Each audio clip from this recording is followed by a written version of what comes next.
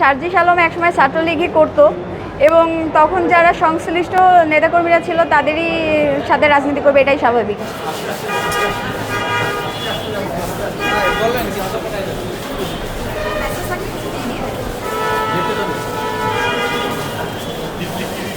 আপনার কিছু বলার আছে?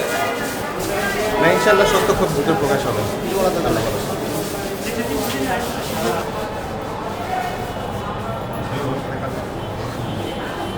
আপনি যে এলাকায় যখন সরাও দিতেন, আপনার পিছনে বর্তমান সময়ে অনেক নেতাকে দেখা যায়, এই বিষয়ে কিছু বলবেন?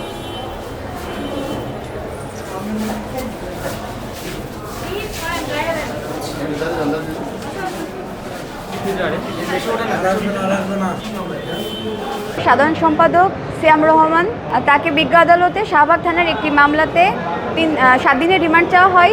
বসুন্ধরা ডায়াপেন্ট এখন আরও উন্নত। এই হট এয়ার থ্রো টপশিট দ্রুত শোষণ করে সোনামণিকে দেয় কোমল অনুভূতি।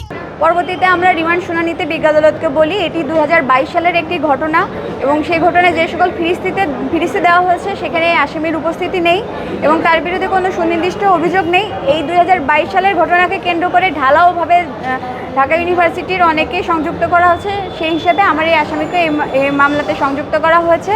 তাকে রিমান্ডে নেওয়ার কোনো যৌক্তিক কারণেই আমরা বিজ্ঞ আদালতে বলি। পরবর্তীতে বিজ্ঞ আদালত সন্তুষ্ট হয়ে 1 দিনের রিমান্ড মঞ্জুর করেন।